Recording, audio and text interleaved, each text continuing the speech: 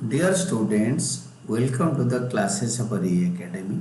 Today we are studying basic accounting terms and today now we will be studying balance sheet.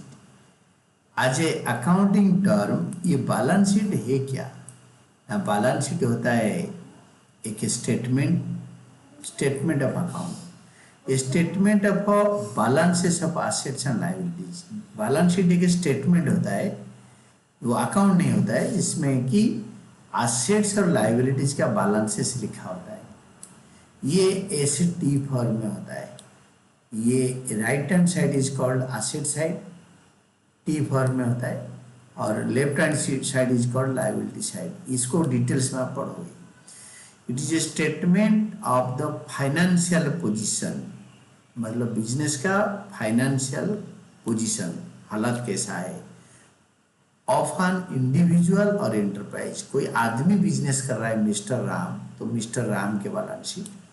अगर कोई company कर रहा है Ram limited या Ram partners, Ram and partners, तो यह राम एंड कंपनी, उनका बिजनेस का एट ए गिवन डेट, एक पर्टिकुलर डेट होता है 31 मार्च 2030, वो पर्टिकुलर डेट में ये बैलेंस शीट बनता है।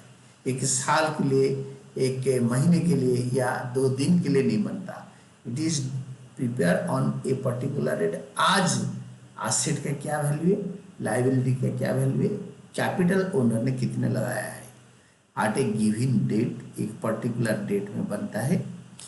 व्हिच एग्जिबिट्स मतलब शोज रिकॉर्ड्स इट्स एसेट्स, जो लैंड पे, इधर एसेट साइड में land, building, plant, machinery, cash, bank, computer, truck, ये सारे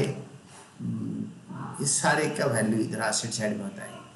लायबिलिटी जो उधारी है, उधारी लायबिलिटी साइड में होता है। Creditors, bills payable, outstanding expenses, loan payable to banks, loan payable to public, loan payable to partners, loan payable to the owner, ये होता है लायबिलिटी में।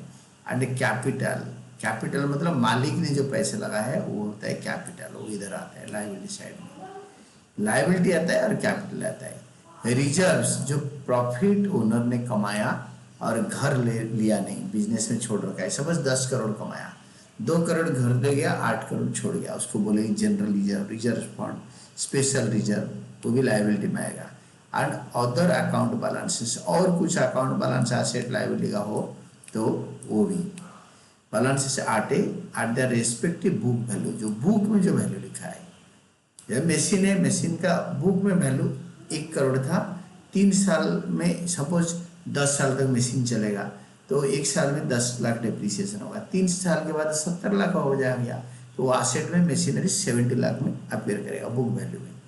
और एक्चुअली उसको मार्केट में लेके बेचने में 5 करोड़ मिलेगा या 25 लाख मिलेगा, दैट इज इमैटेरियल। बुक में क्या वैल्यू है वो लिखा होता है। और ये बैलेंस शीट दोनों साइड टैली करता है, मतलब your liabilities and capital always equal to your assets. This is what is called, ये जितने बनेगा एसेट साइड उतना ही बनेगा। Liabilities and capital will always equal to asset, ये दोनों साइड बैलेंस शीट का टैली कर जाता है। तो that's what is called balance sheet. तो this is what is called balance sheet.